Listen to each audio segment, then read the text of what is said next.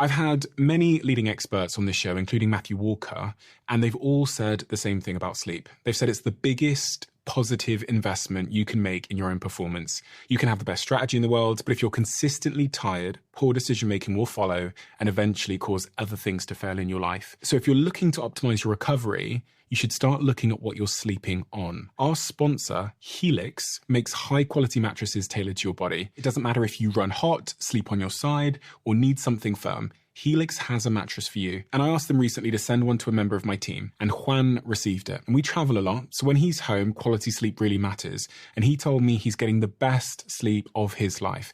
And the data backs it up, with 82% of people in a Helix study saying they saw an increase in their deep sleep. And with a 120-night trial, you've got 4 months to prove it to yourself. You can get 27% off at helixsleep.com/diary. That's helixsleep.com/diary. For the last couple of years, I've been working on something that I realized every podcaster listening to this, but actually probably every creator listening to this, might just need. Podcasting is difficult for many reasons. And one of them is that these hosting platforms don't give you much information. And also, because they're so fragmented, you kind of have to go through every single platform, uploading it to YouTube and then taking the same big old video file and uploading it to Spotify's platform. It takes huge amounts of time. And that friction means most of us don't do it. That is the problem we set out to solve. And so we built something called Flightcast, which you can find at flightcast.com.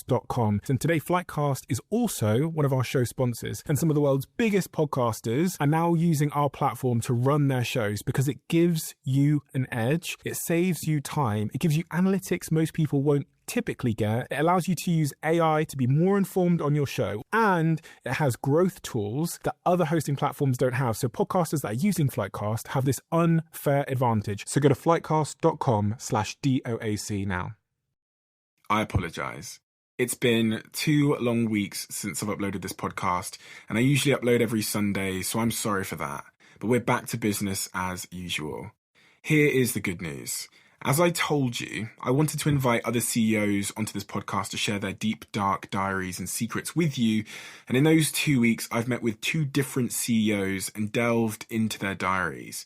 One of them is a 25-year-old CEO of one of the UK's fastest growing companies, tremendous company with a tremendous team.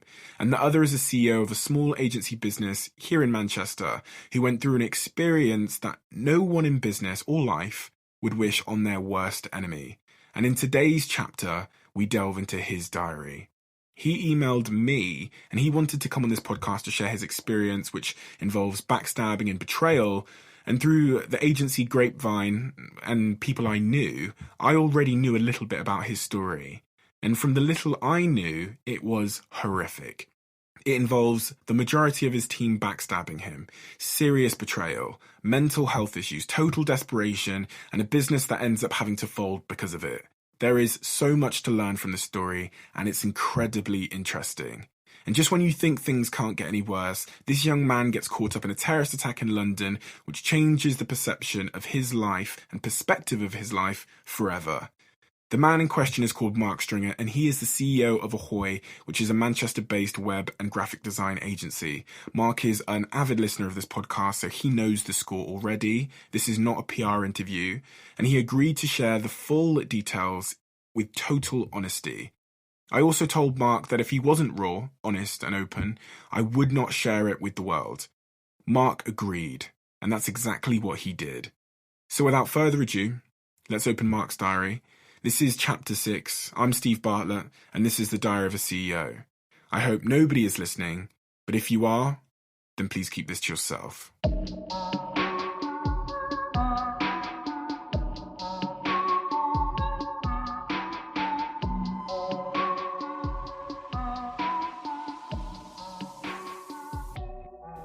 Okay, so Mark, thank you for joining me. I really, really appreciate it. You are our first ever guest on this particular podcast, and I wasn't sure at first if it made sense for the format of this, it being a diary and all, to have a guest on, but considering your story and considering our previous conversations over the last couple of months, I knew that you also shared a lot of the hardships and the pains and the challenges and unpredictable events that I shared as a CEO. And we had a conversation, I'm not sure if you'll remember, but in my office a couple of months ago, where we talked about some of the real hard moments that only people that run service businesses where there's such unpredictability will really be able to understand. And so I know you'd listened to this podcast, and when you got in touch, at first I read the email and I thought, no, not really going to do guests. But I closed the email and then reopened it, and because I remembered our conversations. And then I went over to my team and said, listen, I think this would be a great first guest on the podcast. So thank you for coming on. I appreciate it. I can't thank you enough. I've been binge listening to the podcasts, and it was just the honesty and the intimacy of what you were doing. And it was interesting to see just somebody so successful being so honest about what was actually going on. So I'd been binge listening, and then when you mentioned that you'd wanted to have someone on and they couldn't come on, I thought, right, well, I'm happy to be honest. I can sort of take your lead, and I can do that. So and as I say, these two major things happened to me this year, which are now part of my story. So I thought it'd be a really good chance to come and share it. Amazing. So the thing with this podcast, as you'll know, because we had a little bit of a chat before, is it's all about that honesty, and it's not about PR or all the other interviews you've probably ever done in your life where there was an agenda there, right? And same for me. It's winning business, it's talking about business or selling ourselves, and this has always acted as the opposite of that. This is the antithesis of brand building. This is honesty, and if this interview doesn't get to that place, then it will almost never be heard, because it won't fit the format of what this is. So it's that's not worth it. That's the single most important thing today. But just to add, we're not under your in your cupboard, are we, at your house on this one? So this is the first time I've not shot it at home after 2 a.m. In my little washing cupboard under the stairs. I'm at the office in one of our studios that's being renovated.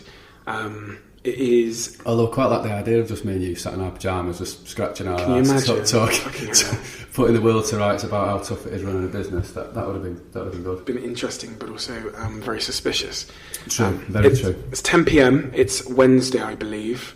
And without further ado, I'll get into it. So I guess what I said to you is, there's three types of listener that I've uncovered by doing this podcast. There's somebody who's potentially thinking about getting into business at some point. Maybe they have no interest, but they currently don't run a business. The second person is somebody that's just starting out, and that's encountering those initial hurdles and obstacles and trying to gain some sort of inspiration or motivation about how you maybe get through that and get to the point, which is where the third group of people are at, where they're running a business, they've got teams, and they're encountering those kinds of challenges. So where I wanted to start is before. So what was your story before you started your business? What were you doing? Have you always been an entrepreneur? I think, I suppose I got into my business because of a talent. So I was really good at drawing, and I'd been given this idea at school. I put in for my art GCSE a year early because it was good, and then they were sort of deciding what they was going to do with me in the final year, and they said, "What about graphic design?" And I was like, "What's that? I don't know what that is." And I started to learn what it was, and I just fell totally in love with it. So straight after school, did an ND, HND degree, and then I went to work for a few different agencies, and I started to pick up how they were run, started to learn how to manage people, that type of thing. Went and run another agency, which I set up with another chap called Dan Clark, lovely guy. But after a few years, we could start to see that I was becoming really ambitious, and he just wanted to work a certain way. And he went away on holiday, and when he come back, he said, "Look, I really want to push on. I want to advertise. I want to take on staff. I want to work long hours." And there was just a real mismatch there. So we had a chat, and I left him with that business, all the SEO we'd done, everything I'd put into the business. I left him with that. Right. Came away, he carried on running that, and then I went working from home. Right. And I was just working downstairs from my cellar, and just started to slowly build up clients. I had clients knocking on the door, coming round, trying to straighten up the house and things like that, and just started to build it from there. And so at what point did your business transition from being a business in your basement to taking on staff and having an office and those kinds of things? I think the big move was moving into office space. So we moved into a place in Heaton Chapel in Stockport, and I'd moved in with another developer, a chap called Kieran, and we started to become really busy. He'd already been doing bits of development work for me. I was doing all the design, and it just motored on. We took on a designer, we took on another developer. We got to a point where I was thinking, shit, I'm doing a lot of project management here, I don't want to be doing that. So we took on a project manager, and we just slowly built the team from there. And whenever there was a need, we took it on, and as we got busier, we just grew it.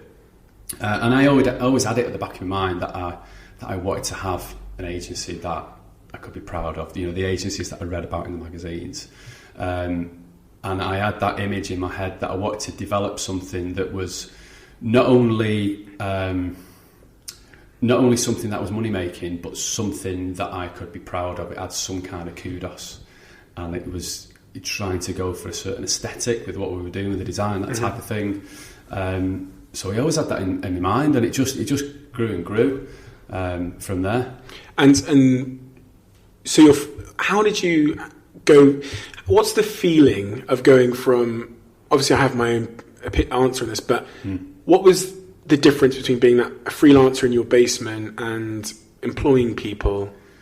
Because I think the big one for us was when we went from $250,000 turnover to $500,000 turnover, and that was a big one. I remember sitting down with the accountants, and they were saying, you know what you've done is pretty impressive. And at that point, you start to think there's something of value here. This is not just me trying to develop something that's feeding the need in me to have a certain agency. There's all of a sudden a commercial drive that this has value now. I can build something that will have worth further down the line, and you start to think then about longer term goals, not just the next project. You start to think about the type of people you bring into the business. Are they going to be good for the next 4 or 5 years? You start to think in terms of longer term goals, and that was the real switch moment for me. You have the whole thing, and I'm sure you've been through this in terms of you have a client win, and all of a sudden it's a bigger accolade, and then you have that other one, and it spins on from that, and then all of a sudden you think, this is it. We're off. We're off the ground. You have those few bumps of the plane, and all of a sudden you're like, right, we're on it, and then all the little things crop up, little problems. Talk to me about those problems. And also at this point, were you did you have a wife and kids, or? Yeah. So did you start when you had a wife and kids? Yeah, well, it was interesting. I was wondering if you was going to mention this, because obviously you've been speaking in your podcast about relationships, which was quite touching, really. I thought that was overly honest of you. I thought it was really interesting, and you saying about you was unsure whether you wanted to be in a relationship or not, and how you felt after it. And I've been in a relationship since I was 16. So I met my wife Katie when she was 15. We met at school, and having that type of relationship from a young age is quite tough. When we have broke off, usually, because I think we broke off once when I was about 23, 24. Right. I had that kind of quarter-life crisis. Sure. Kind of when I was thinking, I've been with this same person for that amount of time. The grass is greener, maybe over there. Yeah, or just not knowing that I'm going to experience ever being single or meeting other people. Or so we had a bit of a break, got back together, and then so I'd had my first child at 25, right, Mark. Right.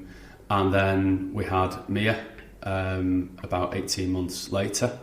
It was a conscious decision to try and keep that close together. Great. Sort of like if you're in nappies mode, kind of get out of the way. So we've got 2 kids. So when I started that when I started the business, we had we had a little kid running about. And when you're operating as a freelancer, it's fairly riskless, let's say, fairly risk-free. Yeah. When you start employing people, the bigger it gets, the harder it falls, I think is the old adage. And you have things coming around like, payday, and you have greater responsibility. You have to now make money because, you have to pay your staff bills even if your clients don't pay you, and things just get a little bit more, nervous, I guess, and higher pressure. Massively, I think you've understated that. I think, yes. So I'm just talking about at the start, though. I know it gets to even more serious. So typically, it's if you're a freelancer, there's a smaller mouth to feed in terms of, you've got operations, sales, and finance. And then you've got, as your business gets bigger, there's the whole culture side of it. And when you're smaller, you can focus very much on operations and kind of get through your projects. And as you build a little team, that mouth to feed is not as big. So there's stress, but it's not the stress that we know as the team gets bigger. And you have to really learn to handle that stress. At the very start, what were the hardest things of going from just yourself to, say, a team of 5? What were the hardest challenges of getting from that point to that point, or was that fairly straightforward for you? I think that sort of growth bit is quite easy. 5 to 10. Yeah, I think from 5 to 10, then all of a sudden you're starting to get into waters where you've got a target that you've got to hit every month. Yeah, so that's the moment where it's come up to payday, and you're thinking, where we could get this money from? You're feeling physically sick. And did you feel that way? Massively. Talk to me about the detail of like those moments and specific examples of where you knew it was payday, and you knew that as things are, you didn't have enough money in the bank account to... Well, I'll tell you what we did one day. We had a run into the wages, and it was like last minute whether we'd get paid, whether we'd get that money in the bank. We got paid, got the money in the bank, and we paid everyone. And typically, payday, sometimes you have a few grumbles. We thought we was going to get paid in the morning, and they get paid in the afternoon. And they don't realise what you're going through. And we'd paid that money out. We'd not been taking money out ourselves. And I went to the shop to go and get something to eat for myself, and I had no money in the bank. So I just paid all the wages, and I didn't have any change on me or anything. And I went to went to go to the shop to get something to eat, and I couldn't buy any lunch. Did anybody realise? Did any of your team realise? So how many people did you have at that point? We probably had about 12 at that point. So you've just paid 12 people, and then you realise that you have zero. You're not enough for lunch yourself. Does anybody in your team realise that? No. And no. How do you go home? How does it feel to go home the night before, knowing that in the morning people were expecting to be paid, and you didn't know how that was going to happen? What's that feeling like? What's the feeling like? I can give it from my own experiences. Yeah. We've been there at the very start, but I want to hear. This is why I'm asking the question, because you have the sleepless nights where you just can't get to sleep. It's people don't realise that it is always there. You just zone out when you're talking to family members, because you're thinking about, next Tuesday. You should be relaxing over the weekend and spending time with family, and you're thinking about Tuesday coming up. What am I going to do on the Monday? Is there anything I can do Sunday night? You're thinking what you can do in order to make sure that money comes in. That client promised to pay me. You start to build up. You just I think you've mentioned that you just zone out.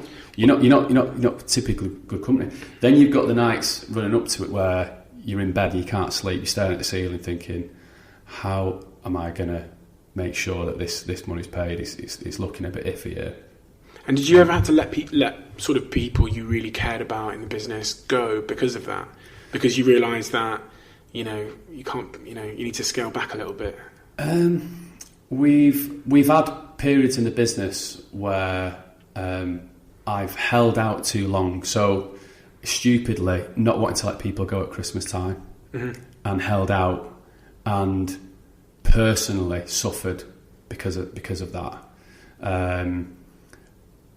Not making a quick enough decision in terms of saying, in the early days, I think one of the pinch points in terms of running the business is that you make loads of mistakes. Some are more costly than others, and in the early days we had pretty poor financial control. Now we've got, and a lot of people who are starting out now will have zero. It's all live data. It comes in from your bank feed, and it's all very, very current. You're getting your profit and loss within a week of your month end. Back then, we were sitting down and having meetings with our accountant every 3 months. Right. It was really slow getting that information, even slower than that at the start.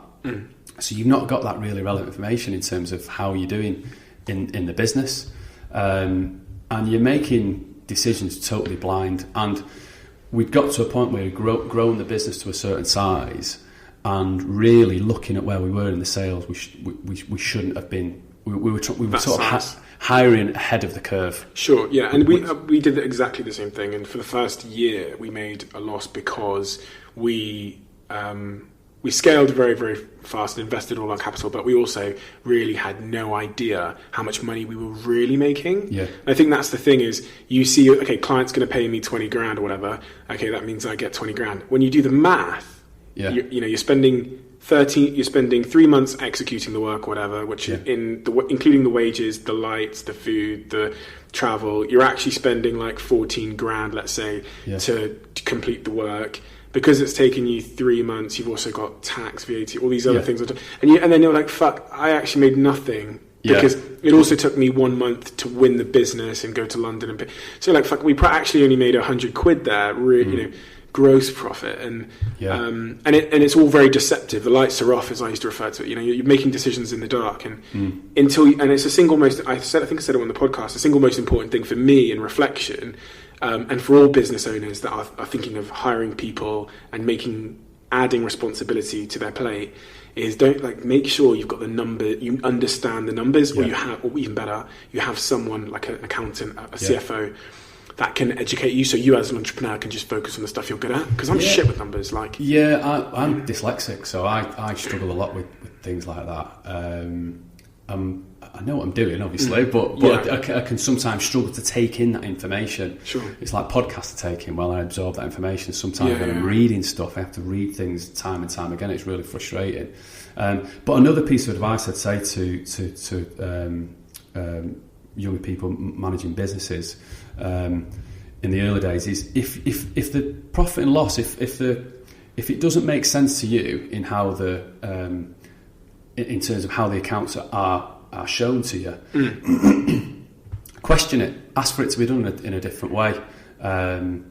In terms of how our cost of sales are done in our profit and loss, I always question the accountant, and I want it done one way and he wants it done the other. So always feel that you're happy to question it. There's no orthodox way of doing it. There's little hints and tips, but actually challenge it and go through it. And as your business gets bigger and there's more transactions, you've got to be even more on it in terms of making sure, what's this thing we're paying for every month? Why have we got that? Let's get it out of there. That can be quite tough to be, especially if things are going well and your turnover's high. You can be less scrupulous in terms of going pennies. through. The pennies. Yeah. I said that to someone the other day. We have a consultant we hired, and we pay him a nominal fee compared to the revenues we generate. And his rebuttal to me when I cancelled his contract was, I know you're doing, say, 7 figures a month, whatever. This is nothing compared to the revenues you're making. Why are you cancelling this contract? And I said in a previous email to him when I cancelled his contract that we're a young business, we have 160 people, etc., etc. And he rebutted me on the 160 people. And my point to him was, now that we have a greater headcount, in fact, I have more responsibility. Yeah. This whole thing can fall 10 times harder. So I should be more concerned about every single penny than I was when there was only 5, because my responsibility is now greater than ever. So it was a great point that he mentioned my head count, because it's actually the reason why I care more about the pennies. Going back to one of your points a second ago on relationships, how has those tough times and those hard nights, those sleepless nights, the stress of it all, how has that undoubtedly impacted your relationships with your partner? Because you've got to take it home with you. As you said, I've spoken to a few entrepreneurs now, and there's a consistent theme of them being in the room but being a million miles away. Yeah, definitely. And how is that for her to understand? And well, I'd tell you what's changed a lot is that Katie works in the business now. She's the finance director. Okay. And before she worked in the business, she didn't understand where I was coming from. As much as I sat down and explained, even over a glass of wine, or if you're away camping, you talk a little bit more. But, not just arguments. Not just arguments. When you really talk, because there are moments when you really talk, and there's moments when you just kind of go through emotions a little bit, as all relationships do. When you're really talking, you still can't get across what it's like. And there's been moments now where she's running the finance in the business, and it's particularly tough, and it's a really, really tough job, especially when she's had no training in it and she's kind of learnt all the job. But she now really understands where I'm coming from. And I get asked a lot, working with your wife, seeing her every day. And my response is, if you look to times of war, talk to, family members, and they couldn't see the loved ones for a long amount of time, I think it's great to be able to spend that amount of time together. And if you don't get on, you probably shouldn't be together. I think it helps that I do a very different role, so I'm very sales orientated and ops orientated, whereas Kate's, credit control and finance and that side of things. So it helps that there's a bit of difference there. And also, Kate really still wants to do the mum thing, so she'll go and pick the kids up. So Kate will typically start in the morning and then finish around sort of 2:30, 3, and go and pick the kids up, and then work from home, and then work from there. So you said before she was involved in the business, she didn't really understand what it was like. So just to loop back then, to try and get more of a sort of fully appreciative answer to that question. Yeah. What is it like? If you had to summarise in a couple of sentences what it's like being a CEO of a company with staff and teams and uncertainty and all these things, what is it like? For someone that's listening, right, that's only ever watched the Social Network movie and seen Dragon's Den and has this sort of very naive perception of what being a CEO or an entrepreneur is like, and thinks it's all glitz glam and jet skis. What is it like? It's what the public sees, so they can see and understand you've got a dream, you've got talent, you want to create something, you're moving forward to get something that you want to attain. And that's all the fluffy stuff, that's the good stuff, it's the powering forward to do it. The dark side is that there's a long drawn out kind of pumping out rejection of cortisol that's just constantly running through your body, and you slowly learn to manage it. And you have moments, certainly at the start of the business, where you're having panic attacks. You're driving the car and you just freak out. Your hands are stuck around the wheel. We're kind of moving on to kind of mental health a little bit here, but it causes you to suffer in certain ways. So panic attacks. I didn't know what a panic attack was. You don't know what it is when you first experience it, and you don't tell anyone about it. At the start, you just kind of absorb it, and then you'll then have certain circumstances. Like my dad suffered with panic attacks, and the first time he had a panic attack was when he was in the bath. So every time he gets in the bath, it comes back. So I think that people. I was often I went to an event and someone compared it to Beauty and Barbed Wire. Right. So you've got all that kind of glamorous, glitzy stuff, and then you've got the things that you have to be resilient to underneath.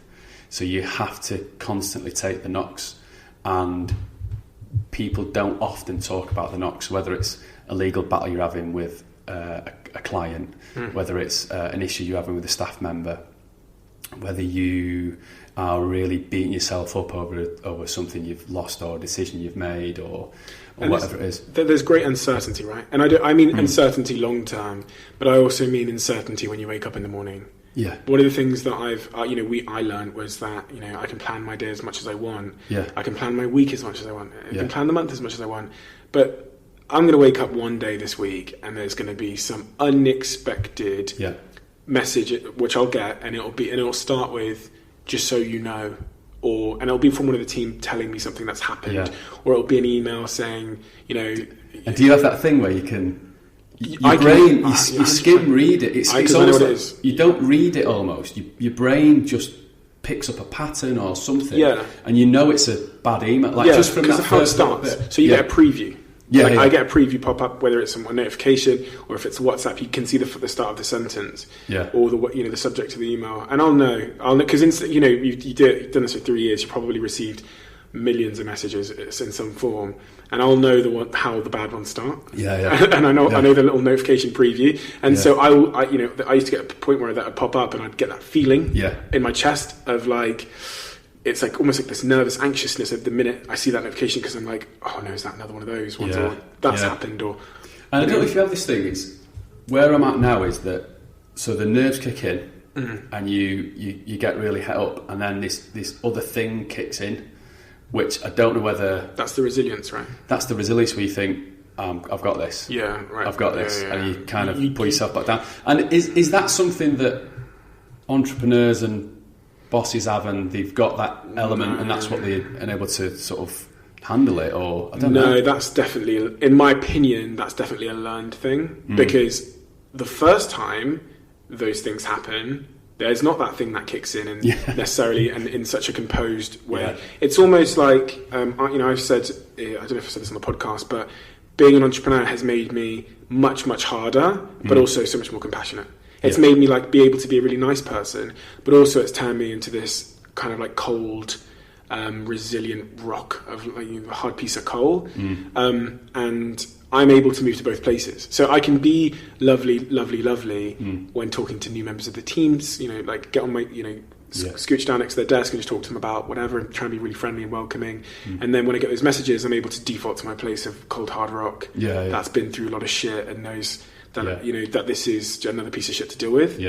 And there's that old cliche of it's more it's bad news, just put the next step forward and have your brain open to the next piece of good news that's going to come. You've got to put yourself into that. Hindsight becomes this wonderful thing you mustn't forget, where in a moment I can remember the first time I thought myself and the business were fucked. I can remember that very clearly. I can remember how I felt, and then I can also remember getting past it because I'm here. And then I can remember the second time I thought I was fucked and the business was over and we were done. And I can remember, that feeling, and then I remember getting past it.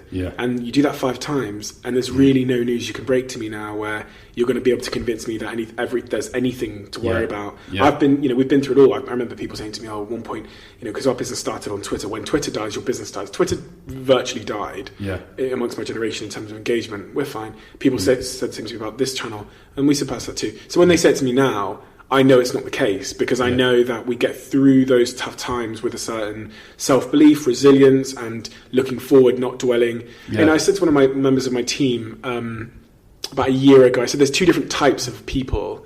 There's one type of person where they're in a room and it's on fire, and they'll turn to you and say, the room is on fire, right? And they'll just keep saying, the room is on fire. They'll keep repeating it. And then there's the resilient sort of entrepreneur type that will see the room's on fire, not tell the other person, not mention the fact that there's a fire, and just focus solely on how we get out of this fucking room. And that's the difference. That's how I identify a leader from someone who isn't cut out to be a leader. And I used to say to somebody that used to work for me, you need to stop mentioning the fire, and you need to stop focusing on the fire. And so he kept coming back to me every month and saying, Steve, I'm not looking at the fire. I'm not focusing on the fire. I'm just focusing on how we get out. So it's now a reference point. But for all these things, all the hardships, all the pain and uncertainty and the anxiety and the panic attacks, why then? Why be an entrepreneur? What's it? Because it doesn't sound, from what you said, like it's worth it. Why not live a comfortable super comfortable life, which is, give that problem, the anxiety, the stress to another guy or girl. Yeah. Why be the entrepreneur? Oh God, it's tough that. Because wouldn't life be easier? Yeah, and you must have asked yourself that question. I've asked myself that question a few times, and you have those moments when you're down and you think, this would be easier if I just went and got a creative director role somewhere, or whatever it was. But I think it's creating something. It just feels like it's a more rounded challenge. So if I go and be the best creative director I can be, or the best designer that I can be, or whatever that is, versus doing it all off my own back and creating something and having something, some kind of legacy, whether my kids come in and manage the business or whether we sell it and we do amazingly well, or whatever happens with the business, it just feels like a more visceral project. Maybe it's because of the risk. Maybe that's the whole entrepreneur thing. Do you think you're a bit addicted to it? Addicted? Do you think you're a little bit addicted to the fluctuation, how much it makes you feel? I'm the same as you, and I think a lot of people that I seem to kick into an extra gear when my back's to the wall. I seem to perform better when I'm under a certain amount of stress. I'm addicted to it. I feel perversely, maybe. It's like I hate pitching. I absolutely hate pitching. Right. Absolutely hate pitching. But I'll speak to another agency on about this, and you get addicted to the pitching and winning. But it just doesn't make any business sense at all. If you can run your agency without pitching, you would be so much more profitable. But it's part and parcel of agency life and growing and winning your customers. If I'm speaking honestly, maybe I'm a little bit addicted to the... Because I think I'm a little bit addicted to the almost... I feel like it's a developed addiction where the days that I feel most fulfilled are the days that, at the end of the day, at the end of a tough day, when things have been resolved and I've gone home and got into bed and I'm just relaxing. I feel like I'm almost addicted to the relaxation after solving some tough problems. Yeah. In a weird way, the days where everything goes swimmingly and I get in bed are quite boring to me now. Yeah. And it's you're saying, you're right. It's kind of perverse. What I wanted to get to then is, so you're now running this business. There's 10 people there. The tough times, the being feeling sick, physically sick, and when people hear you say that, they think, okay, that's an expression, but it's actually feeling genuinely sick. The blood has gone from your face. You are physically stopping yourself from being sick in the toilet. That is how tough things get. How many times did that happen? It's definitely happened all the time. No, it's happened on 3 occasions. Okay. 2 of those occasions were when it was close to the bone in terms of payday, and when the business had failed once. I mean, I started the business in 2008. It was the start of a recession. It wasn't a good time to be starting a business, really. No. So yeah, one time was when we I thought, oh shit, this is it. We're not going to be able to pay wages. And the other time was when the business had gone down the pan a little bit, and I had to let some people go. And the other time was when I read through some information on something that happened in the business very recently when some staff had left, and it was all very underhand. And I remember reading through some messages that weren't meant for me, and it was all behind my back. And a person who was with me said, "You are right. You are totally white. The blood had just totally drained from my face, and I went to the toilet, and I was sick. Right. I wasn't nearly sick. I was actually sick." So I want to get into those 2 significant life events that you have, which have you referenced at the start of this podcast. Yeah. The first one, from what I understand, is the terrorist attack. That was the second one. It was the more frightening one. And so that one came after. That was after, yeah. Okay. Yeah. So touching then on that thing you touched on there about being sick, because you discovered messages. Tell me that story. From what I understand, a significant proportion of your team and your senior leadership team left abruptly and out of the blue and kind of left you in the lurch, unannounced, and took some of your key contacts, let's say, with them. What happened was at the end of March, we'd just paid wages, we just paid bonuses, things were going well in the business. We it was a Friday, just finished a game of pool. We talked with two of the other managers, and one of them said the other manager's come in, just wants to have a quick chat with you. So I said, okay, no problem. I've got friends sort of round for tea tonight, so I can hang on, but I can't wait too long. We went into the meeting room, and the other two managers walked in behind the other one and said, we actually all want to talk to you. One of those people I'd known for 15 years, worked for me for 5. The other two worked for me around the same time, and they sat down and said, we're leaving, we're taking 3 staff, and we're setting up a competing agency. And I just had this out-of-body experience where I was thinking, this is actually happening to me now. What they've just said is real. This is really, really happening. It's really happening now. This is could destroy me, could totally change my life. Just it went from this is a joke to this is really happening. And I remember just being stuck there and frozen, and then all of a sudden thinking, right, I need to start asking some relevant questions here. I need to try and work out what it is that, what questions can I ask to get some kind of advantage out of it. And in that moment, how do you feel? How do you react? Because I imagine you felt an array of things, right? Yeah, I mean, shock, fear, and then anger. So they got to a point where they turned and said, I'd ask some questions. Do clients know? Have you spoke to the staff about this? No, we know our legal obligations. So I'm thinking, all right, they spoke to a solicitor already. Like, they're really ahead of the game on this than me. And they said, we want this to be amicable. And I was like, amicable? What do you mean amicable? This isn't. How can this be amicable? You're giving me no notice. You're taking 3 of my staff. You're setting up a competing agency. This. And I remember feeling my voice getting louder and louder and louder. And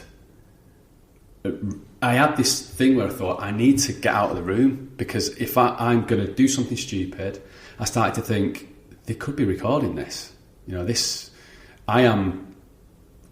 They've all of a sudden had time to think about it. It kind of dawned on me, they've had time to think about this, and I'm just getting told this now. So your brain's trying to catch up and think, right, just get out of the room, pull yourself together, and then look at what you're going to do. So I went out of the room, I was pacing up and down, just fuming, thinking, what do I do? What's my next move? So I went back in. I said, look, I can't speak to you now. I'm going to totally lose it. I'm worried about what I'm going to do. I'm fuming. I spoke to Jason, who's my cousin, who works for us as well. He's an account manager. Told him what had happened, because I'd slammed the door when I walked out. And he was just in shock. He's like, what? So I said, yeah. I said, this has happened. I said, make sure you get the keys and the laptops. I'm just going to go home, pull myself together, and then I'll speak to you. I went home. I was just, again, being fully honest, I'd love to say I wasn't, but I was really upset. I was in tears. Mm-hmm. I spoke to Katie about it, and she just couldn't. It just didn't compute. What was her reaction? Just shock. Just like I'd gone home and told her that, I'd got something that was, some kind of disease. It's just total shock. It was. She just didn't know. She's like, no. Why? No, they wouldn't. Why would they do that? They wouldn't do that to you. And you've known one of them for 15 years. Yeah, I've known one for 15 years. Has that made you not trust people in the same way? I think it's like, I suppose it's like being hurt in love. I mean, what do you do? Just all of a sudden have a cold heart and never trust anybody again? I think I'm a bit more cautious about how much I tell people about the business and how much maybe I give. But in terms of trusting people and throwing myself into it, I've got to do that. I mean, you've running an agency, it's a person-led business. You've got to have really close relationships with people. And I know they all say, you shouldn't have friends in business and all the rest of it, but you spend a lot of time together, especially in agency life, when you're doing more hours than you should be doing. And I thought there was, and maybe I've read this wrong, I thought there was love there. I thought there was a good friendship. We'd gone to events together, gone to festivals and spent a lot of time together at work and things like that. Always done everything I possibly could, whether it was people being paid early or helping stuff out in the personal life, or one of them got injured and went and picked him up every single day while he had a bad leg from quite far out. So you just try and do everything you can. There was profit share put forward, and you talk about their career and what. So you do as much, you give and do as much as you possibly can. But I think the real truth is that however much you try and do, they still see you as a boss. And however much you're trying to change that, there's either that realisation that you should be stupid, you are a boss, you've got to live up to that, or you try and change that. And I think I was trying to change that. I didn't want to be. I could see elements of the fact that I was boss-like, and I wanted to kind of undo it. Going back to that day then. Yeah. So the day, you go home, you tell your wife what's happened. You've had your key people leave, and they've taken some of the other team with them. Mm. What happened then from that point? It was even more, just to let you know how sort of complicated it was, how sort of ingrained we were with each other outside of work, not only inside of work. One of the managers' future best men was around at my house. I was going to meet him and his wife and to have a drink that evening, have a bite to eat, and then I got in and I thought, right, well, I won't sort of try and drop this on them, but I did. So they couldn't understand it, couldn't believe it, and all the rest of it. And then the big shock was I was upset. I had a couple of people come around on the Saturday and try and help me out and understand what was going on. I had a competitor, a friend of mine, Neil, he came round, and we had an accountant come round on the Saturday. They'd never been to my house before, so it was a big deal. All of a sudden you've got these people that you've kind of always seen as just your business buddies to a certain degree. All of a sudden they're round at your house, so that's quite a big message. And then on the Sunday we went to the studio and started to look for evidence of wrongdoing. And I'd spoke to my solicitor, and he was kind of saying, look for X, Y, and Z, and these are the things you can look at. The first smoking gun was that we'd seen an intellectual property release form, which should have been signed by me, and I wasn't aware of it for one of our clients. So that was the first thing. So thinking, oh God, right, okay, they're really at it here. What does that mean for anybody that doesn't know? So when we create something or design something for a customer, we own the IP to it. Mm-hmm. It's kind of it resides with us, and we have to release that to a customer. So customers sometimes ask for it, but we very rarely release it. Typically, we're a pretty good agency. We say, once it's paid for in full, we release it, but some customers will also ask for it. It's quite unusual though. So to see it signed on the date that they left by one of the people that left was really worrying.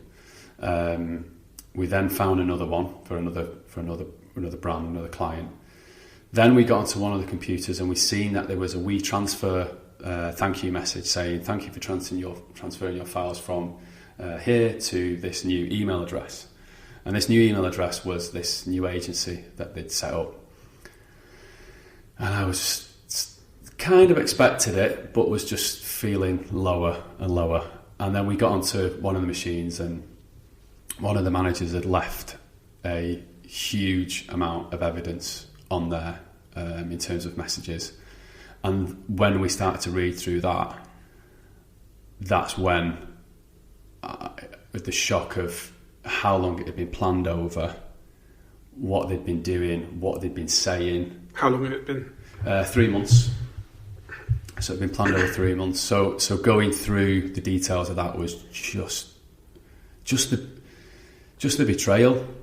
Just the betrayal. It was tough to read, and I knew I needed to read through it to get the evidence together to protect the business. And had they said things about you personally? Yeah, you know? Yeah. Things that I imagine weren't very nice. Yeah, it was kind of laughing and joking about how people I knew in Manchester and other business owners would find out about it, and it was kind of laughing around what they thought would be my demise. It was laughing around the fact that how the other staff would feel. Those aren't friends, though, are they? These aren't people that are friends. These people, if someone's laughing at your demise, that's somebody that doesn't like you. Like, they don't want the best for you. And how does it get to the point where someone that's been with you for 5 years or known you 15 years is laughing at your demise? I don't understand that. Like, that's so tough because, obviously I've got people here who I've known for 5 years, and those people are like, they're my brothers. Like, so the thought of what would have to have happened for them to get to a point where they laughed at me? I think from what I can see on the messages, it's gone from we're going to do this to we'll approach another staff member, we'll spend a bit of time working on our strategy, we'll start working on our branding, we'll start working on logo, we've approached these staff, this person's on board, that person's on board, we'll work on the website. So in AHOY time, they're working on their new agency website, and there was 27 pieces of evidence, including there was 6 contracts with 6 full-time staff, and so reading through that, it's almost like you feel stupid because you think, I thought there was a genuine relationship there, and it was just all a facade. So you feel dumb. You feel really, really dumb. How could you have misread that? In terms of, in hindsight, what have you learned about the warning signs? Or it's a really, really good question, and this is something that's kind of haunted me a little bit in terms of, like, were there little clues? I remember sort of noticing that one of the managers was just a little bit off, and I said to him, "You all right? Is everything okay? Do you want to have a chat?" And just kind of thinking he's having a bit of a bad time in his own life, just a bit worried, or that he was worried about something at work, and he would just always dismiss it. And the staff were always really open to coming and having a chat with me, and I've had staff that have been through really tough personal health issues and things like that, so I've always had an open door. Always said that you can talk to me any minute, no matter how busy I am, pull me aside.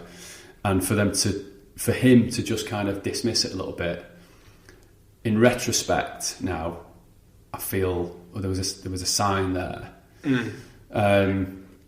But your perception of the situation was so far from what was actually going on, and that as a CEO, I'm trying to figure out how that's the case. It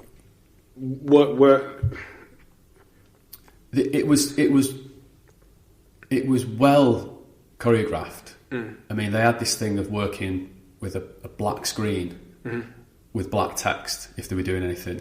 Right. It was, and again, in retrospect, I think I remember them sort of switching something off. But you have staff like that. They might have been, I don't know, looking at something they shouldn't have been looking at. Sure. Social media or whatever. So there was little elements of that, but there was they would work away that if I was coming in and they were in the meeting room talking about their new venture, that one of the other ones would guide me away and distract me and talk to me about something else. If Mark's supposed to be coming at such a time, take him over to the pool table and distract him because we're in there talking about such and such thing. So at that level, speaking honestly, Steve, you do feel stupid, like, how have I missed that? And you start to think, other people looking in on this are going to think, nah, something was going on there. How did he miss that? But all the other staff were in total shock. Nobody knew anything. So the way that I've always been, and I think my mum taught me this, because my mum, she started, I don't know, probably 18 or 20 businesses, and all of them have gone bust one by one. And if you ask my mum why the business went bust, she'll say, she'll either blame it on the government. She does that a lot. Yeah. She also spends the other 50% of the time she blames it on either thieves or she blames it on NatWest. Yeah. Because 8 of her business, all properties got repossessed. Yeah. She taught me that, inadvertently she taught me to just take the fucking blame for everything myself. Yeah. And that sort of, we call it an internal locus of control, just always trying to look at what I did that could have been better, is honestly what I attribute to being able to progress and learn from situations. Yeah. When you look back, what are the things you think, do you know what, I wish I'd done that differently? Or what areas do you think I should take the blame for that? And blame's a strong word to use, but I think if you speak to other people around me, I think I'm quick to take the blame. I think I spoke to Matthew, one of my designers who's worked with me. He was the first designer that I took on. He still works for me. And I was saying to him, I think I'm to blame for some of these things. I was too, and genuinely I still do think I'm to blame for that. I was too open about what we were doing with the business, where we were going, what I was trying to do, and maybe just showing them too much and give them a little bit too much control. But you speak to your mentors and they say, you need to kind of look to build a business that will run without you being there. For sure. You're always pushed. You must have been heard that. You get that a lot. So you push it that way. So I was undoing that and thinking, I got let go too much. I was there and I was running things, and again, typically, if something happens, shit's hit the fan, I'll go in and take the blame for it. And if something good's happen or whatever, then you'll try and not take the accolade for it. You'll let one of the other guys do it. So, and Matthew had said to me, look, you've been really good to these people. You can't take the blame for what's gone on. They've just took advantage. So going back to answer your question, I think I was maybe too open, especially with the finances of the business and what was going on. I think, we did, I think it was about 90 turnover in the December, which was kind of, we were bouncing about towards getting up to 1 million turnover, which is where I want to be, and I was always open and transparent and honest, and I think there's a layer there that you shouldn't go past, and I've dropped that a little bit, I suppose, with my team now. I don't discuss too much of what's discussed with the accountants, with the senior team. I'll give them enough information for them to push on and do what they need to do for the business, but not the granular detail. I was always warned about that from my mum and dad. You're too open, you're telling them too much.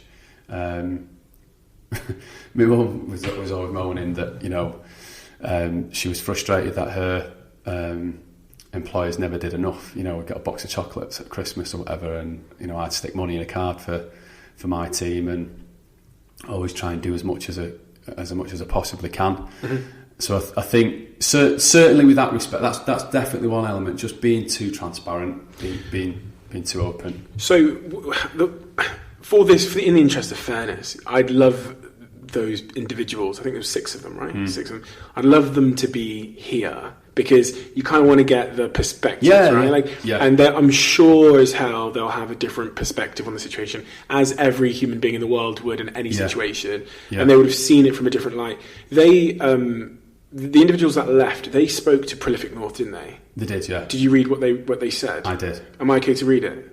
If you Is want. that okay? Yeah, go. Because I want to get your take on this. So they said, we were informed at the end of January of Mark's intentions to put the company into administration, followed by a 2-month absence of both AHOY directors, which is referring to yourself and another person, I'm presuming. We decided to be proactive and set up this new agency so we could fully utilise our skills and the things we'd learned, essentially. We were conscious of our own reputations, particularly with this not being the first time yourself had entered a company into the position of administration. And that's essentially what the statement says. Yeah. What's your response to that? Because that's what the first thing I read when you know. So to be clear on this, I was given a call the night before that went live, and they said we're going to run this story, and I said, please don't run the story. We've been through enough. Don't run the story. It's going to kill us. And I was told, Profit North always been good. And they said, look, I'm really sorry, I've got to run it. I was gutted, but they run it. So we checked what I was going to write with my solicitor. And then we got that response, and I was fuming because we disappeared for 2 months. We had work going on at home, so I wasn't in as much as I would normally be. Talk to me about that, because from my own perspective, because you can imagine that my business is at a point where it's big and I'm required to be all over. And this month alone, I've got 16 speaking appointments in different places.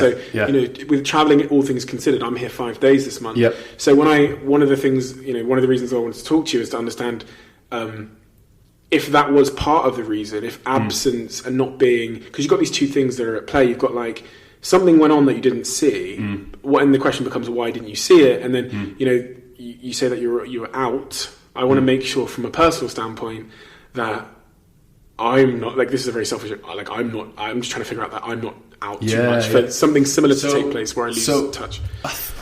Well, stepping back into a bigger picture here. So one of the key things that I wanted to do with running the business was to make sure that I didn't take drastic sacrifices that I would really deeply regret as I got older. So trying to spend a bit more time with family. So my big thing was that I didn't really want to take any other holidays, but in August, when things went a little bit quiet with decision makers in the business, my dream was to take 4 weeks off and we'd do camping with the family. And I did that 4 years, every August, and it was great because each time I went away, there was mistakes that were made, but then I would come back and we'd talk them through with the team. So there were things that we missed out on while I was away that could have took the business forward, but in general, we'd go away, I spent time with family, I wouldn't regret that as I got older, and it was at a good time of year when decision makers were and all that type of thing. Katie had asked me, God knows how many times, must be over 12 years, we've had the same kitchen in the house, can we have a new kitchen? Can we have a new kitchen? Next year, always put it off. And we'd started to talk about the fact that we'd do it, so I said, we'll do it as long as it's on a low budget and I don't want it to affect it. So we'll sell one of the cars, we'll do up the kitchen. Kate's brother was doing it on the cheap. He had a mate who could supply the granite. So we did it on the cheap, and so I was spending a bit more time doing that. But to say I wasn't in the business, I mean, we did Prolific North Live. I did that. I put the stand up myself and stood on there for 2 days. We did restaurant and bar show, and again, I helped that set that up. Wasn't on the stand, but so I was there, and I was on emails, and I was in the business. I was turning up and going. I'd turn up and have like stuff that I'd been painting at home, or I'd paint on my jeans or whatever. So to say I disappeared is I had a chance to respond to Prolific North. Yeah. And I looked at that and I thought, I'm not getting into that. Because you're just going to go back and forward and back and forward. It's backwards and forwards. And it's almost beside the point a little bit, In some respects, it's not, you being absent isn't necessarily a good enough reason for, I can see why it happened, but it doesn't really justify their actions. Like, it's not. Yeah. But from my perspective, as a CEO, you're just conditioned for the buck to stop with you. Yeah. So and the blame and the everything stops with me, because also as a CEO you end up getting all the credit as well. So I take both in equal measure, and I wondered if upon hindsight you regret not being there more through that period, if that's the first thing they cited in this response to Prolific North, makes me think it was one of the key things, that the reasons why they were able to gather. Well, you know, to be fair to them, you could say that was part of it, but it doesn't add up. You know, it was 3 months planning, so it doesn't even add up. Yeah. It was. They started this in start of January. What do you think it is then? Do you think it's bad people? Do you think they were? No, I don't think they're bad people. I think they've just made a really bad decision with what they were doing. I don't think they're bad people. I just think they've made a really rash decision. I think they've got caught up in, we could start our own business.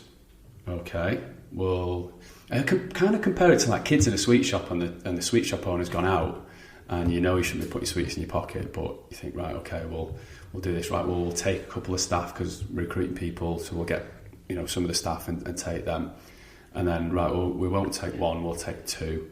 No, we won't take two, we'll take three. And so, before you know it, you're trying to build up your stepping stone, and you've kind of just gone over, but you've kind of lost yourself. Do you think if they had a closer bond to you or the company or to the vision or why they were there, they would have done that? I don't think so. I think it's a case of. Do you think they were engaged with the company? They were engaged with. They had a strong relationship with you. Yeah. Yeah. I'm a sort of really strong relationship, very strong relationship. I don't think that was the issue. I think it was they've had ambition about what they want to do, and it's just overridden everything else. How the thing I'm trying to understand as well is how they managed to gain that like consensus to do that, because I just every time I ask these questions, I'm thinking about it from my own perspective. I'm like. Yeah. What would have to have happened for any 6 people here to get to a point where they come to me one day and they say, Steve, by the way, all 6 of us are leaving. We're starting a new business. And I think, okay, the first thing was, in my head, I'm like, I wouldn't have been here for a couple of months, like a while. I would go to New York and they see me like, I don't know, on jet skis around, you know, in the harbour, flying around, and they think, well, we're working here while he's off on jet skis. Second thing is, I'm like, okay, even if I was here, they get really disillusioned about why we're here. They don't really like being here. The third thing is, okay, one of the points you touched on where you've shared so much and the affinity to the company and what we're doing here is quite weak. So they think, do you know what? We can actually do this ourselves and make something better than what we're able to create here. Yeah, that's it. It's because I can imagine I've thought about this a lot. Yeah. From what I can see is they've thought, we can do this. We've learned now. We can do this, and we can maybe do it in a different way. And what about their regard for you, though, as a person? Did they not?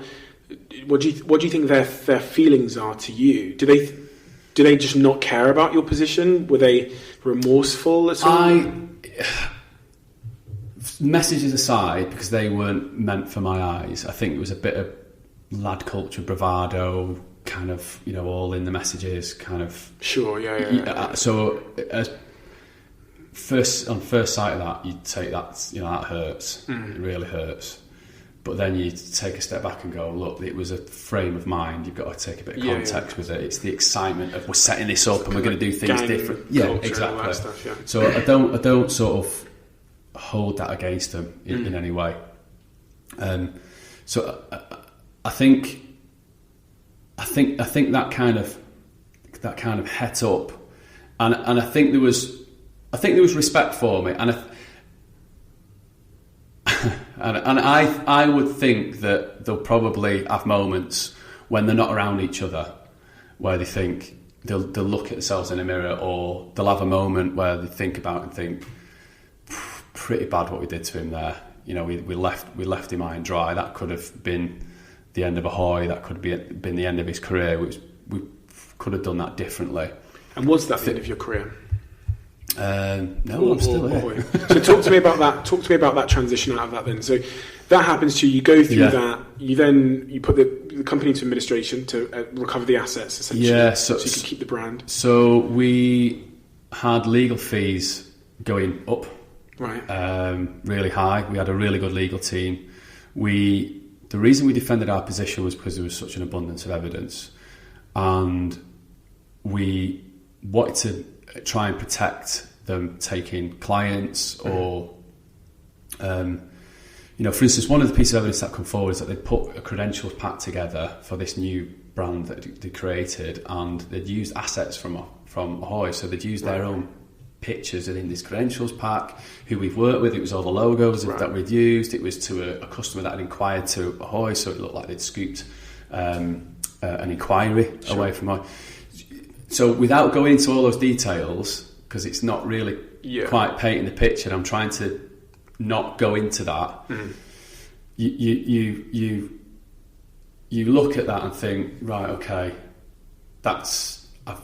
how far is this going to go? Yeah, it's going to. I've got to protect it some way. For a start, the IP, the intellectual property of what they've created in AHOY time, actually belongs to me. So they're using something that belongs to AHOY. So that was something that we did protect, and they had to change their brand, right? Which will have been a massive inconvenience for them. But hey, the branding agency just create a new brand, and off you go. So talk to me about that process out of that. So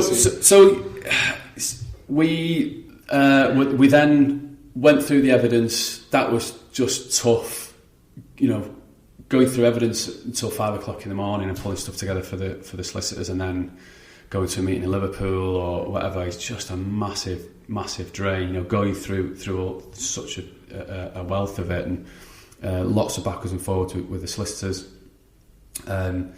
Knowing that this is going to be in the High Court in Manchester, we've got a barrister booked, and we got to a point where we had our barrister booked, everything was set, a date was set, and then their solicitor came back and said, we don't want to move forward, we need more time.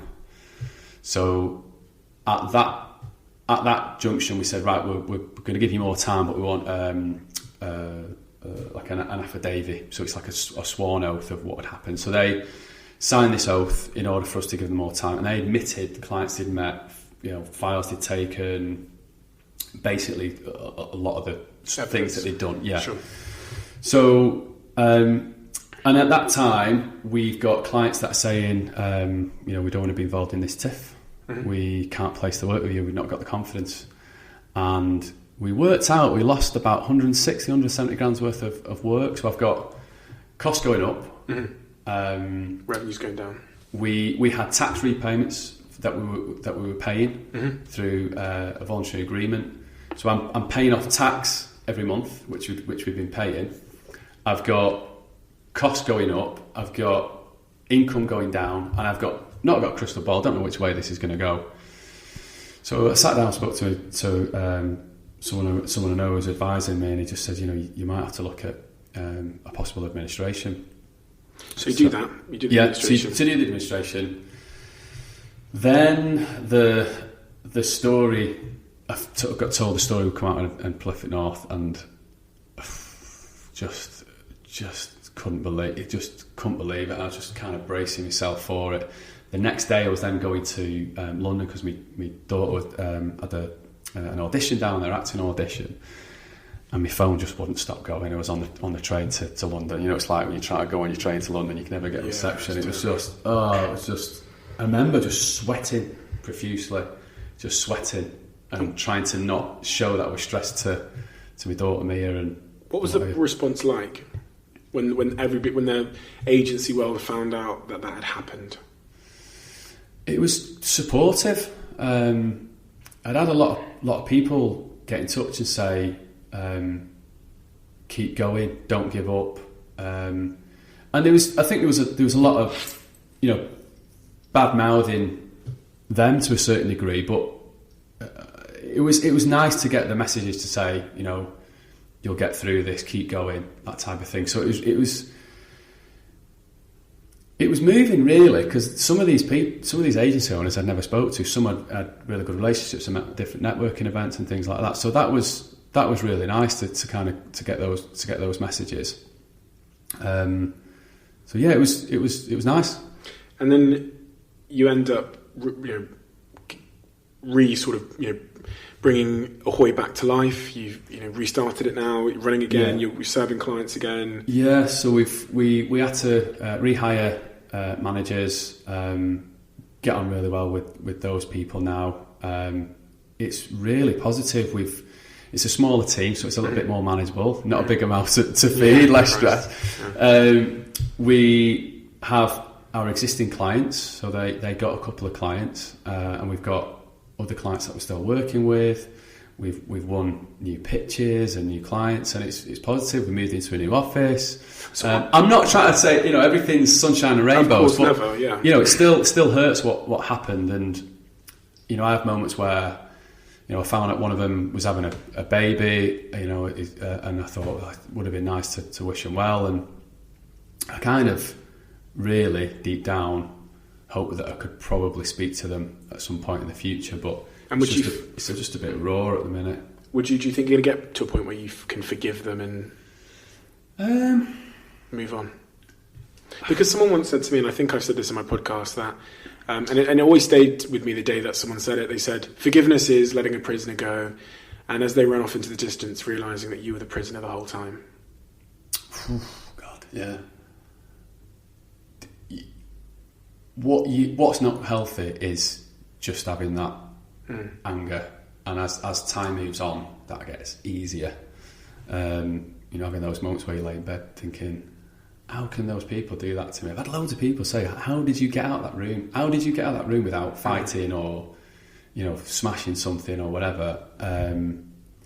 So you I think you're right. I think you've got to forgive, but they might feel, what's there to forgive? We went and set our own races and we took a few staff. That's fine, but it's not for them, is it?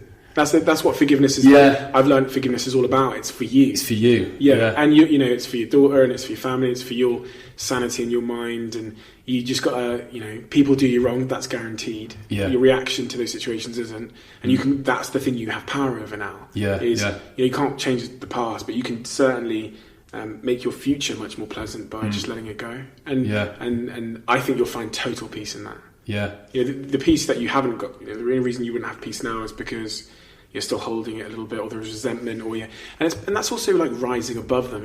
That's that's a classy thing to do in my mind.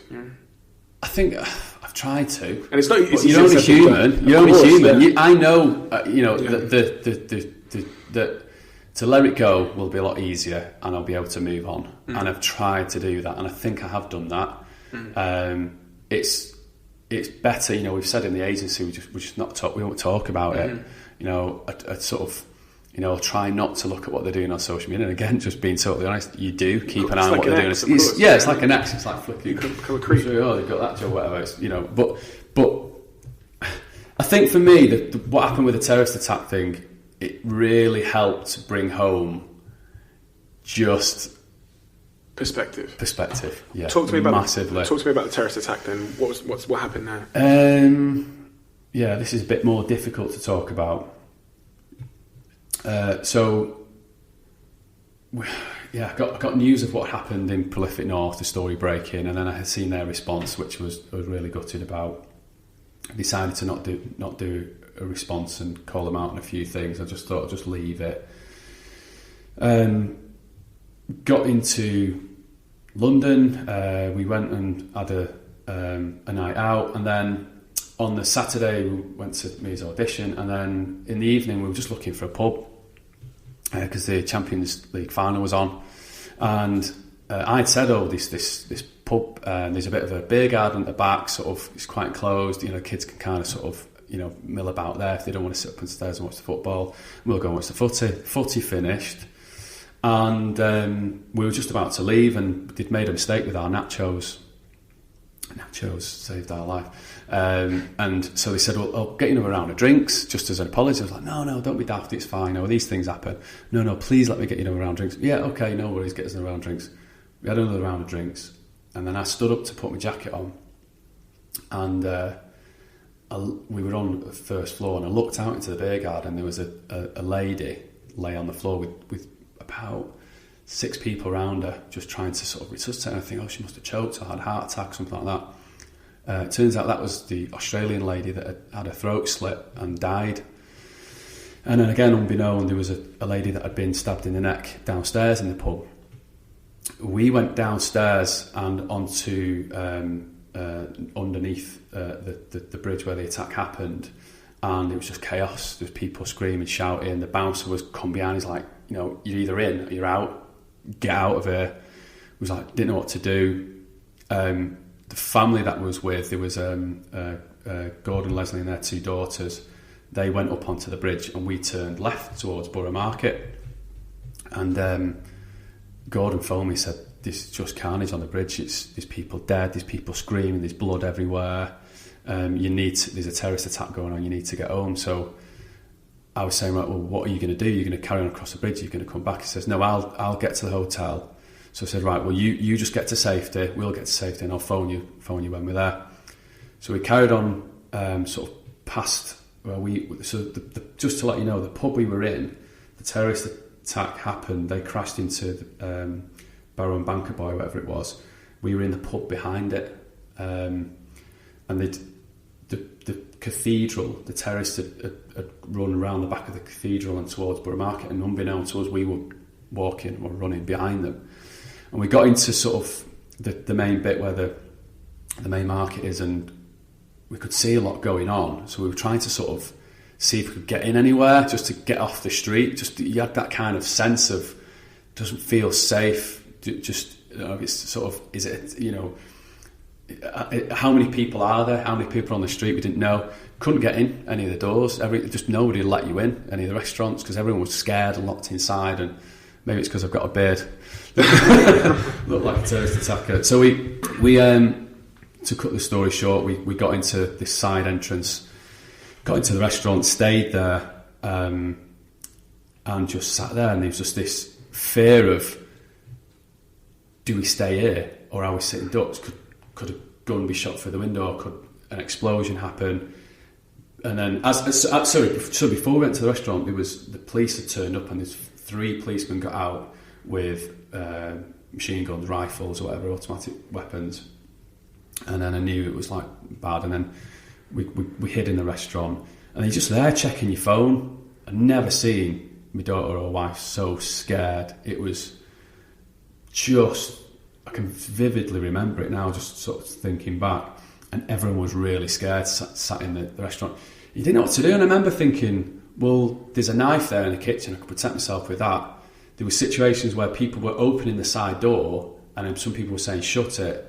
And then someone had locked it, but there was no key. So if they come in the front, are we going to get out the back? Just a mishmash of like, what's going to, like this decision now could be us alive or dead. You're thinking, what are we going to do?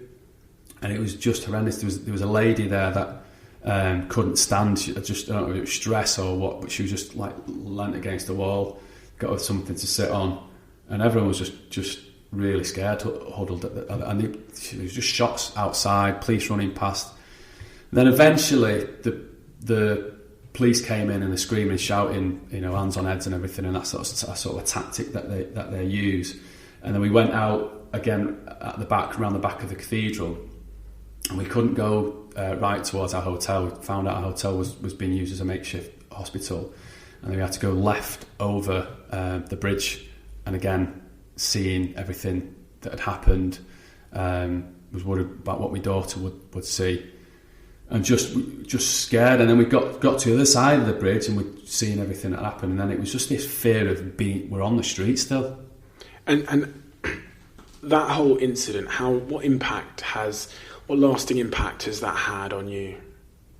Because I know Dom, co-founder of Social Chain, he was in Paris on the first night when the attacks happened outside the football stadium, and then in all the coffee shops. So he again was stranded out on the streets, and it's changed him in many ways. I think he's also got a fear of certain situations to a degree. So my son didn't go to London because of what had happened in the Manchester attack, and he was also scared because we'd been to Old Trafford when the fake bomb scare happened, and that was like, we nearly got crushed, and that was bad.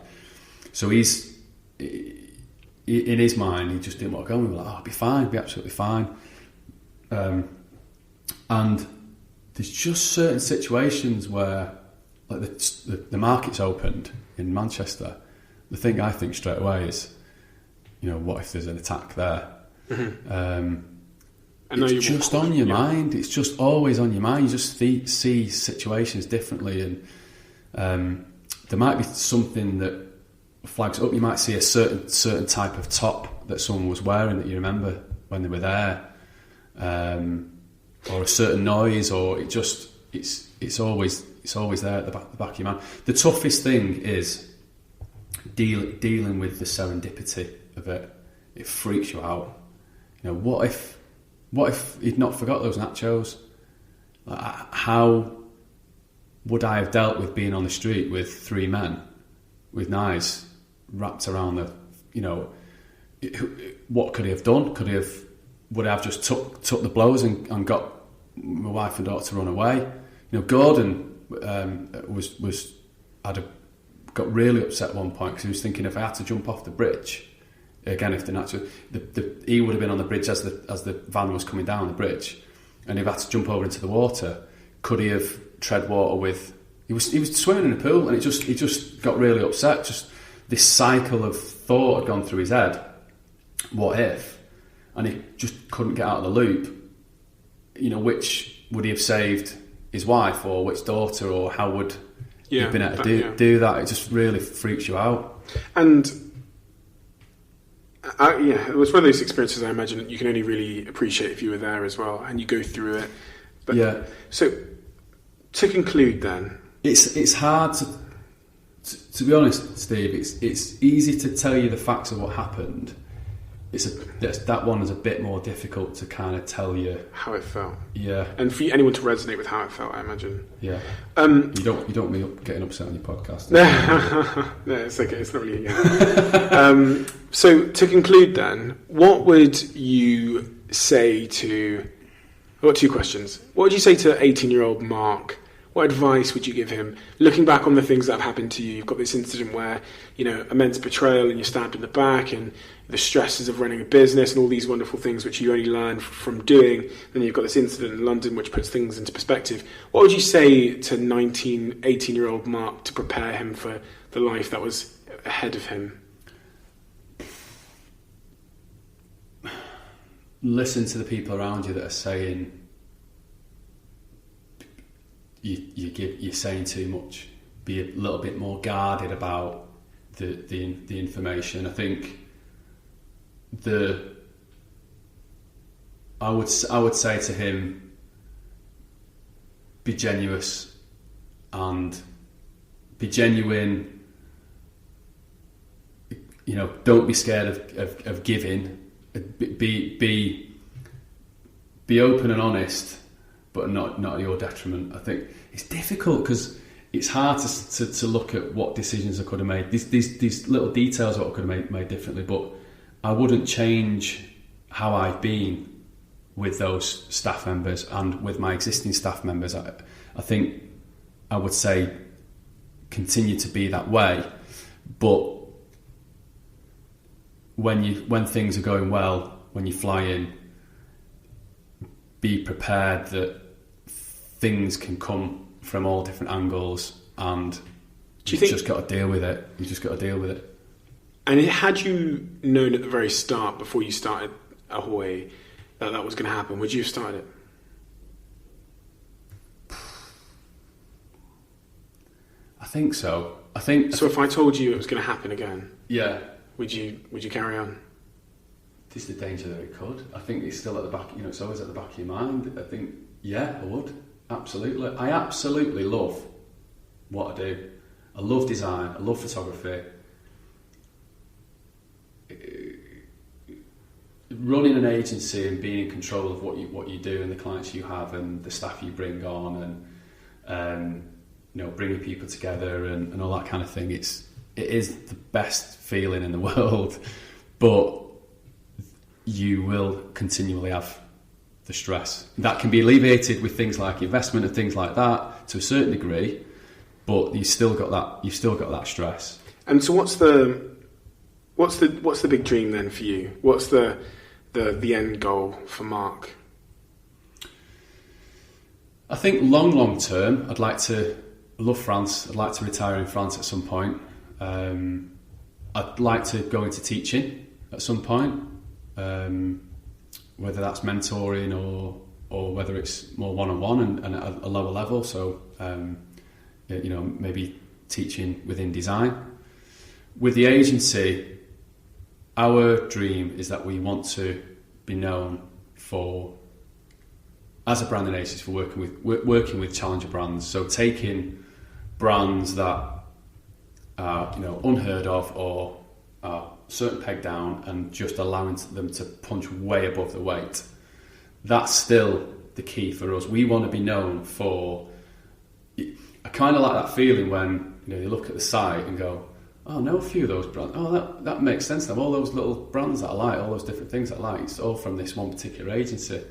And just for that, I just want to make sure we've got respect from the clients that we do the work with, that it's commercial, it works for them, it makes a big impact on their business, and also having kudos and respect from peers. So the other agencies look at us and go, do you know what? Wow, they're doing really, really good stuff. And on a personal level, what is your happiness? And are you happy now? Yeah, well, it's funny I was saying this to someone the other day. I'm working a lot harder. I'm working longer hours and doing more things, and like what you were saying as well, sort of managing my time. I'm having to sort of really be decisive about the things I do and don't do. But I do feel a lot happier at the moment. I don't know what it is. I think maybe I'm a little bit closer, maybe because it's a little bit smaller. Mm-hmm. I feel like I've got my agency back. That's what it feels like. I feel I've got my agency back. Some of the kind of laddie culture, which was there, has gone, which is quite nice. Mm-hmm. It's kind of like a bit of a clean slate. Sure. Bit more measured. I feel I've got the agency back. It feels a bit more smaller and manageable. It's been great to see some of the other members of the team that were more junior when they started to have a better bond with them and see them and give them the ability to have a bit more impact on the business. That's been absolutely amazing. Seeing them move into a new office, which, that's, in all honesty, maybe that's something I should have done earlier. Maybe, the team talked about moving to Manchester, and that's what they did when they set up their other agency. Maybe that's something that's something I could kick myself for. Maybe I should have done that sooner. So getting our team into Manchester and seeing how happy they've been, that's been really, really rewarding. Amazing. So that's a very long interview, and it's been a long journey, but I think it's given a very honest account of a situation that's happened, and I thank you for being so open and honest. I'm very excited to be able to share this with people, and from my perspective and from what I've heard from the grapevine as being an agency owner in Manchester, one of the things I've always heard people say is how good the work it is you do. And people will talk about your story because there's that people will gossip and they'll say good things and bad things, or there'll be speculation. But something that's never come under speculation is how good your work is. And it's always been held in such a high account, almost from the conversations I've had. And I'm not involved in design, but as the standard. So that's something that, irrespective of betrayal or bad times, no one can really take from you. And that's the foundation of you being able to then, in my opinion, go on and build something great again. Because no matter how you look at it, it kind of started with you, and so. And no one can take that. So I want to thank you for coming on. How's it been? I'm worried I've been too honest, but I think that's the whole point of it. I just can't thank you enough. I think I appreciate your position and how busy you are and what you're doing, and you're all over the world, not just all over Manchester. It's been really good, actually. I think. Do you know what I'm really happy about? What's that? That you've challenged me on it. Yeah. You've actually read out that response in Cliffing Off, which you didn't tell me about. No. You bugger. But I'm glad you've done that, because it gives them a fair kind of bite at it as well. It's kind of gives them it feels all right. They're not in the room to be able to talk about it, but it kind of, you've tried to see it from their side as well, which I think is important. Really do. So yeah, just to add, yeah, can't thank you enough. Really good. So it'd be a bit weird listening to me myself on the podcast when I'm driving in my van now, but yeah, it's great, and I'm really looking forward to the other podcasts. I know you've been saying you're going to do about Gymshark and all that kind of thing. So yeah, I can't wait. And thanks for on the first one. Yeah. Thanks for coming on, Mark, and I really appreciate it. You're Thank welcome. you. Cheers. Thanks.